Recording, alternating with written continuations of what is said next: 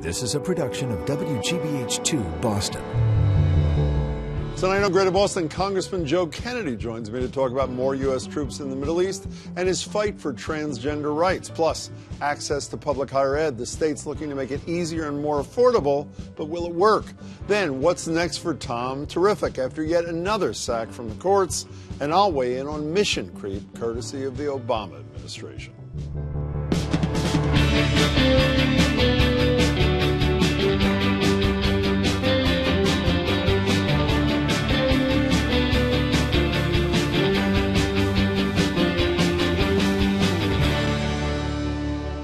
In the coming weeks, another 250 American troops will be headed to Syria. President Obama made the announcement this morning from Germany. They're not going to be leading the fight on the ground, but they will be essential in providing the training and assisting local forces as they continue to drive ISIL back. Last week, it was 200 more to Iraq. Congress's reaction, silence. Joining me now is Congressman Joe Kennedy, a Democrat who represents the 4th District here in Massachusetts. Congressman, it's good to see you. Always. Why is Congress not in session at least debating the commitment of troops to Iraq and Syria? It's a good question. And I've been calling for a debate on this for what they call an authorization for the use of military force for the past several years. Because the bottom line is, Jim, if we're going to ask our men and women in uniform and their families to bear the brunt of another war in the Middle East, then the least Congress should do is vote on it. So if Paul Ryan was sitting here and Mitch McConnell and they took truth serum and I asked them the same question, what would their answer be? Even if they don't believe that the president needs Congress's authorization, at minimum, why should our representatives, would they answer, not at least be debating the commitment of troops? I don't think they'd have an answer for you, because I think we, as a constitutional responsibility, have an obligation to actually vote on it. Look, the president has done, to an extent, his job on this. He's put together a strategy, and he's put together an authorization for the use, a draft AUMF to Congress, and said, here it is, you guys debate it and send it back to me. And Congress won't do it. And the fact is look, I disagree with the administration on parts of their strategy, and I certainly disagree with our colleagues, our leadership, that has said we don't need to debate this, we shouldn't be discussing it. If we're going to ask, again, our families to bear the brunt of this war, we at least should know what success looked like, how long is it going to take, what our allies are willing to put forth, and who's going to bear the brunt of this. You know, historians look back at actually your great uncle in the early days of Vietnam, President Kennedy, and they describe a mission creep there that led to our involvement in Vietnam, and compare it to what Barack Obama, the man who was going to get us out of 2 wars, is doing here. Is that a fair comparison, Joe Kennedy? Look, I have some very real concerns with the continued escalation of troops that are being sent to Iraq and, again, to Syria that was announced this morning. Congress needs to engage on this. We need to have a debate on this. I think it's fair to ask the administration some tough questions. Again, what does success look like? How long is it going to take? How come our allies aren't putting up more cooperation with us, not just militarily in Syria, but we're looking at the greatest humanitarian crisis since World War II, with refugees that are pouring out of Syria, out of the Middle East into Europe, and from Africa into Europe. There was reports of a boat that sank last week with 500 people that were drowned. And Europe is focused on what happens after they come to their shores, rather than actually trying to get in front of this and trying to do what we need to do to stabilize a well, we're taking situation. virtually none, by the way. And that, again, is actually on Congress. Can we stay in D.C. for a couple of minutes? You're leading an effort on something very near and dear to my heart. When I was a young boy, I was a legal services lawyer in the South Bronx. You worked in a housing court in Boston when you were in law school. Legal services for the poor, civil legal services, not criminal. Criminal, you're entitled to a lawyer under the Gideon case, even though a lot of people don't get it if you're poor. What's the status of funding? In a press release you put out, I saw 2/3 of people who are income eligible who walk into a legal services office in Massachusetts can't get a lawyer because there aren't enough. Yeah. So, Jim, we spent, as a society, in 2014, more on Halloween costumes for our pets than the federal government did on access to justice. Now, there's a number of reasons why that's bad and why that's wrong. But if you believe, as I do, and I think like most lawyers do and most citizens do, that the whole point about the law is that it is supposed to apply equally to everybody, inscribed literally in stone above the Supreme Court, says equal justice under law. And the idea is that when we're fighting over these debates about every word in every statute, we're supposed to make sure that that applies to everybody. And the fact is that it doesn't. And when we're at a time in our society where people feel like there's one set of rules for the haves and another set of rules for folks that are struggling to get by, The court system is where you're supposed to go to actually get that fair shake, where the dispute is supposed to be ironed out. Well, see, that's what I don't understand about this whole thing. I didn't understand it 30 years ago when Ronald Reagan proposed defunding legal services for the poor totally. Is there a more conservative principle? Forget liberals who like this. The notion is access to the courts to resolve your disputes rather than taking to the streets. So where are conservative Republicans on this thing? So there's actually some that are very good on it. We founded a caucus down in Washington a couple of months ago now, and access to civil legal services. We've got a great co-chair in that, Susan Brooks, Republican from Indiana, former federal prosecutor and defense attorney. One of the great proponents of legal services funding across the country is actually the Chief Justice of the state Supreme Court in Texas, who has made just that argument, a strong conservative argument. And I think critically, Jim, as we're having this huge debate around criminal justice reform, we have to recognize that particularly for folks that are trying to reintegrate back into society, having served their time, those civil protections become all the more important. Access to housing, fair wage and hour laws, alimony, child support, these issues that form literally the foundations of our community for the rest of us, that huge segments of our society are promised, but actually don't get to be able to deliver the delivery of those reforms. Okay, so you're right on that. You're wrong on this. Okay. This is one of my obsessions. Last time you were here, I asked you about whether you thought there should be cameras in the courtrooms. I knew you'd know this. And apparently you have influence on some of your colleagues. Here's one of your colleagues when you were here last time, Seth Moulton. Look at this. In this case, I'm not a lawyer, I'm not a former prosecutor, so I picked up the phone and called a former prosecutor to ask for his advice. And frankly, I agreed with what he had to say. Which is? Which is Joe. So you were his influence. You mentioned the Chief Justice in Texas. Let me let you hear the Chief Justice from Massachusetts, Margaret Marshall. Here's what she said to me on the radio the other day. I am appalled that there are no cameras in Oh, you courts. are. Okay, end of discussion. Who knows more about this, you or Margaret Marshall? I am a huge supporter of Margaret Marshall. Okay. So she actually met my grandfather's plane in South Africa in 1968. Is that so? She was a South African national, and on his famous trip to South Africa, she was one of the students that met him. So I am a huge fan of the Chief Justice. Not a however, I'd say an and. There are, I think you appreciate, reasons why, in certain circumstances, there shouldn't be, or I have concerns about a camera in a courtroom. Child witnesses, confidentiality issues. So I haven't said no. I just said I think we have to take into account circumstances where, particularly at the federal level, where you have organized crime, where you have larger criminal networks, where we want to be careful about what images end up getting depicted. Can I give the Chief Justice your email? Please. Fine. Okay. Happily. Last thing, coming back home on a really serious, well, that's a serious topic too.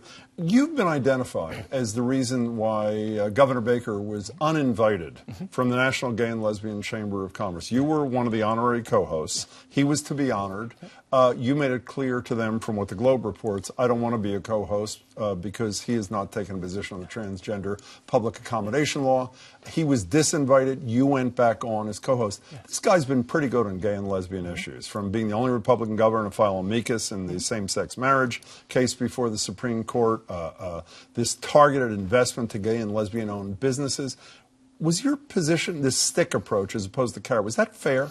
Look, I think it was absolutely fair, and I agree with you. Governor Baker has been a real leader, particularly for a Republican elected official, on issues involving the LGBT community.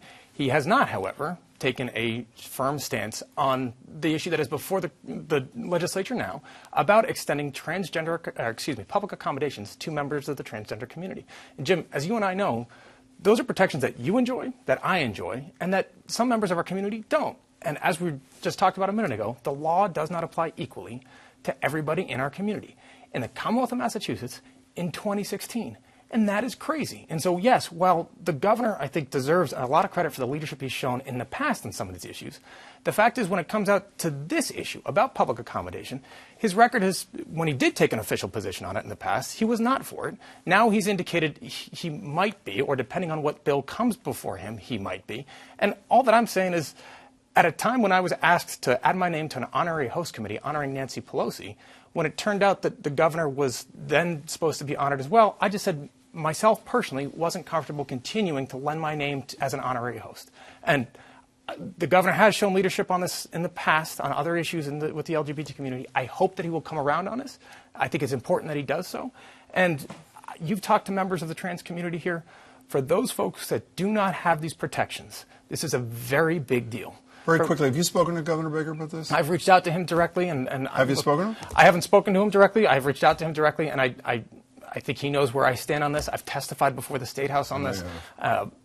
For folks that have had an opportunity to meet people that are confronted with these challenges and to know that they are not getting the same protections that others enjoy, it's a real thing.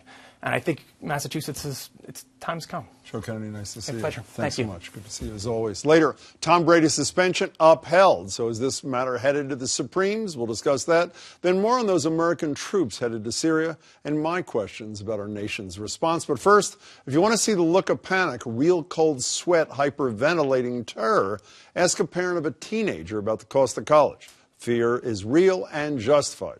Last year, the average graduate got a diploma and an IOU for about $35,000 in loans. About 70% of students now have debt. It's up from 64% in 2005. On the campus of Bunker Hill Community College, students are very concerned about paying for their education. Not so affordable, especially if you're by yourself as a student, without parent assistant, and you're doing everything by yourself. It's pretty hard to maintain as a full-time student and a full-time worker. So it is pretty hard to maintain. Now, the state is proposing a new program to help community college students pay for their education. It's called Commonwealth Commitment. Full-time students who keep their grades up could get a 10% rebate on tuition and fees.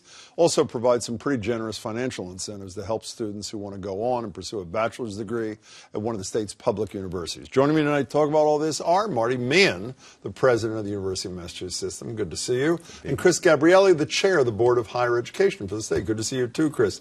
How many kids is this? I love this idea, the abstract. But I read in the paper, you estimate 100 kids in the first year. Well, if you look only? at right now, the question is whether or not more kids hear about it and they want to get involved in it, and that number could increase. We think it's going to be popular. It's an opportunity for somebody to get a college degree for somewhere between $30,000 and $33,000, $34,000. That's a pretty good deal. And I asked the governor the other day, he was in the studio on the radio with us the day that you guys had your press conference, and I said, how much is it going to cost? And he said, we just don't know because we don't know how many. So when you figure out how much it's going to cost, who's paying for it?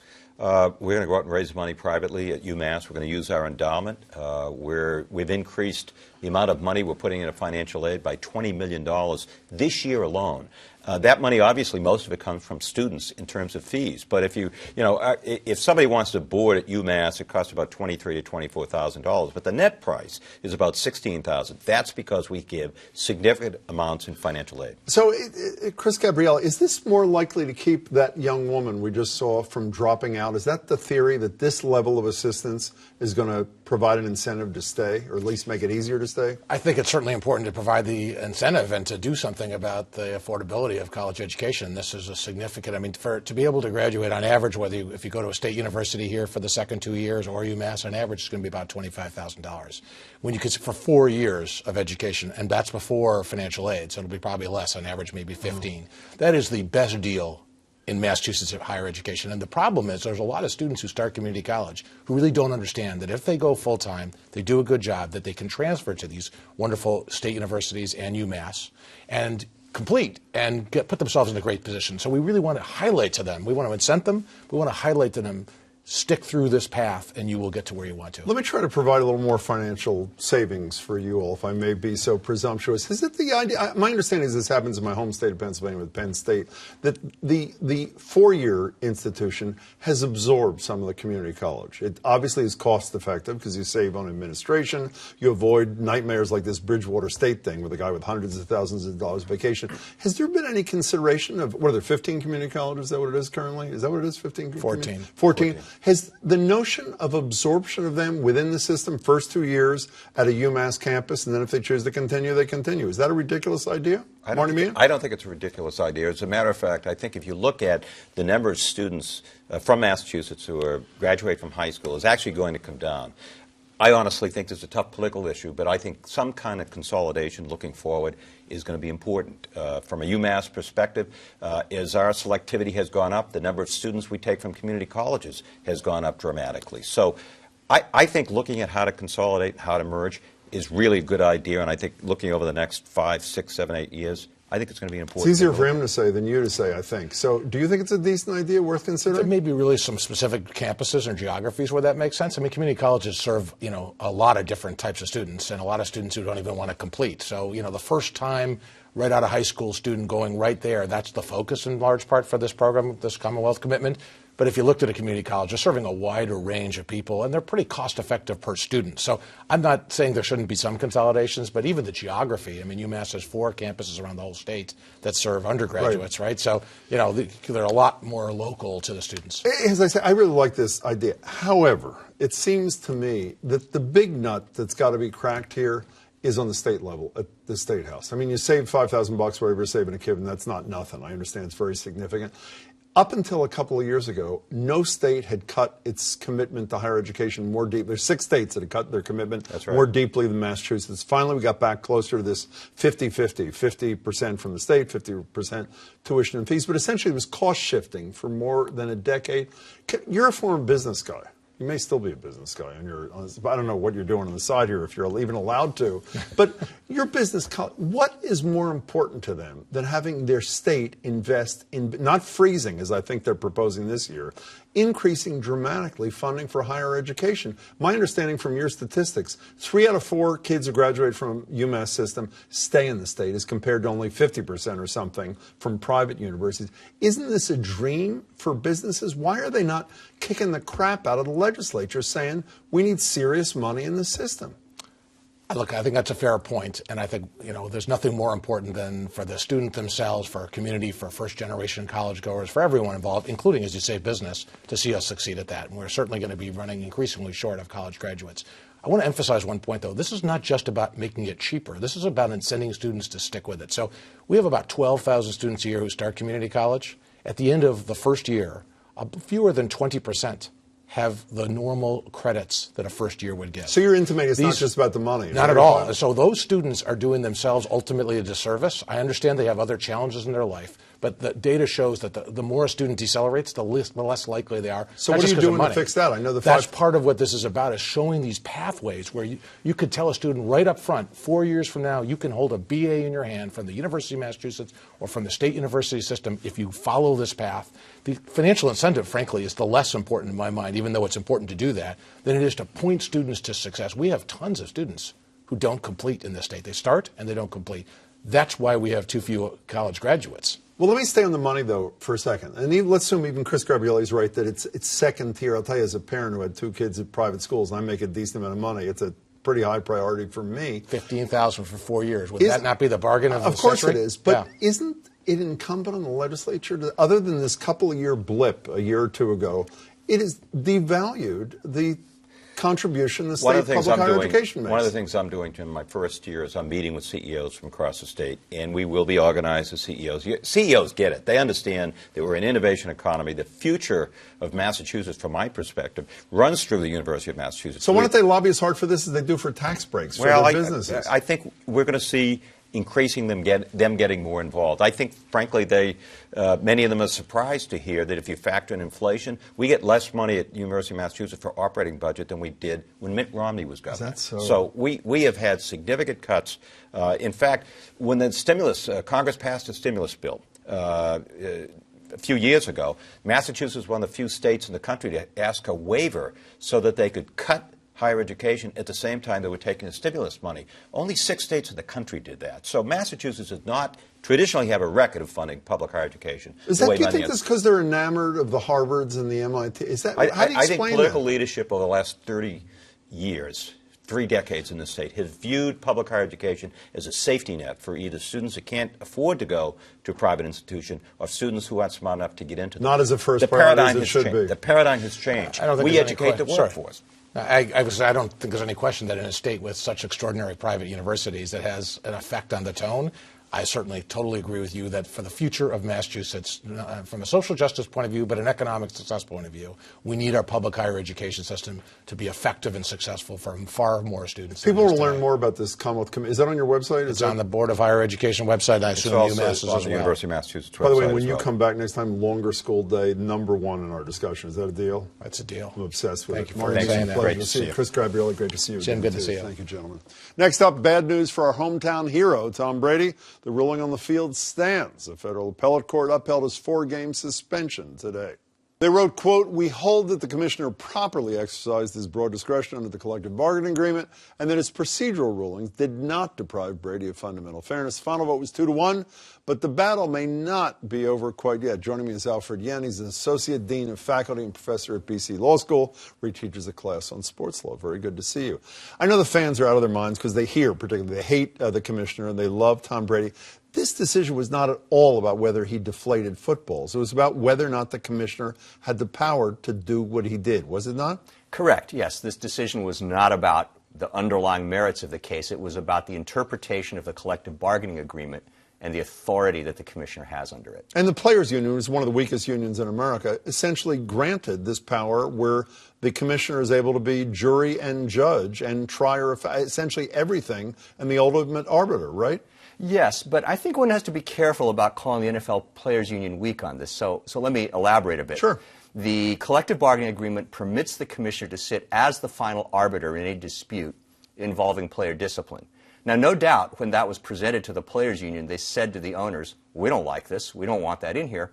My guess is they accepted that provision because the owners explained to them they wanted the commissioner to have final authority over disciplinary matters. And it wouldn't surprise me at all if the ownership conceded on some other issues, such as salary, in order to get that provision in the collective bargaining agreement. But this is a pretty big deal. Well, so the big issue of the day, needless to say, is are there other venues for Tom Brady to continue his case? Realistically, are there?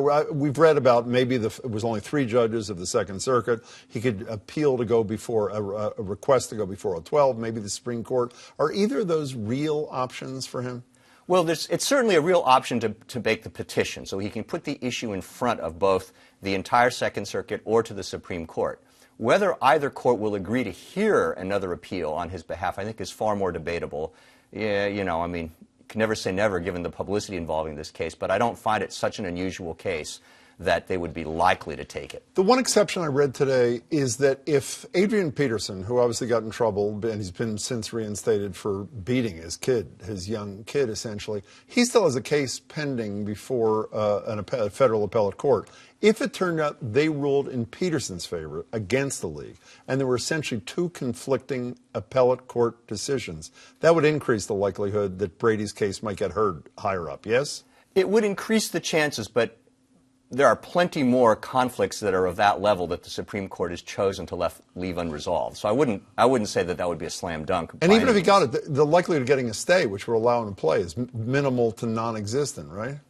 And it would be maybe a little bit unlikely. And again, if you're the United States Supreme Court, how much time do you want to spend on a case involving deflated footballs in the NFL and its players' union? You're going to get run out of town for that kind of thing. Okay, play Nostradamus in our final 30 seconds here. Is Tom Brady going to play the first 4 games for his team come September? Oh, man, I'm not much of a predictor, but I think that there's an excellent chance, or let me say a possibility, that the commissioner, having made his point that I'm in charge of the NFL, will cut a deal with him in exchange for his waiving any rights of appeal. From your lips, Fred Yen, it's a pleasure to see you. So nice to see you. Thank you. Time now for tomorrow's Globe. Tonight, your first look at Tuesday morning's Boston Globe with city editor Stephen Smith. What are you featuring tomorrow, Steve? Good evening, Jim. Boston Mayor Marty Walsh predicted today that there may well be indictments related to a sprawling federal investigation of union tactics, but the mayor said he expects to emerge unscathed. Pressed why he thinks that, he said, "Because I did nothing wrong." The Globe reported Sunday that federal investigators are exploring whether unions use strong-arm tactics to assure that union workers landed jobs on big development projects in Boston and surrounding communities.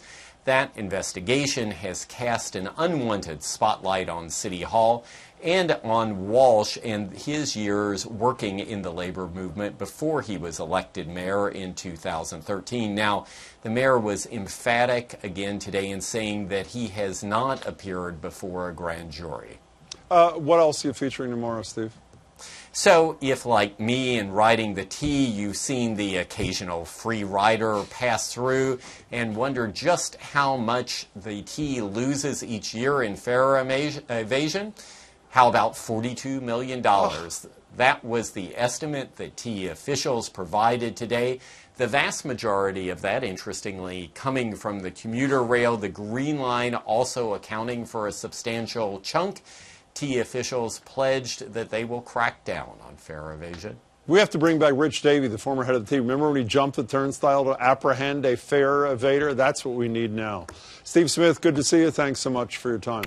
As we discussed earlier, President Obama announced today that he was sending 250 more special ops forces to Syria to fight ISIS. It's fitting that he announced this while in Germany, because if recent history is a guide, the German people will debate this more than we here will. This comes on top of last week's decision to send 200 more American fighters to Iraq, bringing the total there to more than 4,000. And these troops will be closer to the front lines. You know, I'm no military expert, but I do worry about mission creep in the Middle East. It feels too much like Vietnam, as I said to Joe Kennedy in the early days under Jack Kennedy. But while we can debate whether this is a good or bad move, one thing is beyond dispute: the apparent lack of concern on the part of the American people, and even worse, our do-nothing Congress. When are they going to debate and authorize the use of force in the Middle East? They have no excuse. Ours is that we have no skin in the game. We don't pay for these wars, though our grandchildren will. Those 200 in Syria or the 250 in Iraq aren't our kids or our siblings. They are theirs, which is why I applaud every year or so when Harlem Congressman Charlie Rangel files a bill to reinstate the military draft. Not because he thinks it'll pass or even wants it to, but to highlight the notion that as long as it's someone else's loved ones, we'll continue to care more about the death of Prince than the placing of hundreds of our fellow Americans in harm's way. These decisions deserve the attention of the people, and I'm not talking about the German people. What do you think? Email us, tweet us, share your thoughts. We received a ton of feedback about our debate last week on the Transgender Protection Bill on Beacon Hill. Several of you were critical of my role, including Chris, who wrote, "I think you did a lousy job of moderating that discussion, and she, in quotes, did not allow John Alexander to finish a sentence, and neither did you. This is pure intimidation. That's just what we were trying to prevent in our bathrooms." Michael wrote, "Your bullying of Jonathan Alexander and use of the race card were inexcusable." Now, first of all, Lorelei is correctly referred to as she, not she in quotes. Second, I do believe there's an equivalency between discrimination faced by blacks years ago and that faced by transgender people in America now. And three, as for bullying Jonathan, I'm pretty confident he's more than able to fend for himself. That's it for tonight. Please come back tomorrow. We'll be talking politics once more with 5 Northeast states headed to the polls and the anti-Trump Kasich-Cruz tandem ratcheting things up, plus autism in adulthood, the challenge many parents face as their kids age out of assistance programs, and some of the solutions. That and more tomorrow at 7. One more thing before we go. Today, of course, you knew, is World Penguin Day, which coincides with the bird's annual migration north. So in their honor, we leave you with, with this.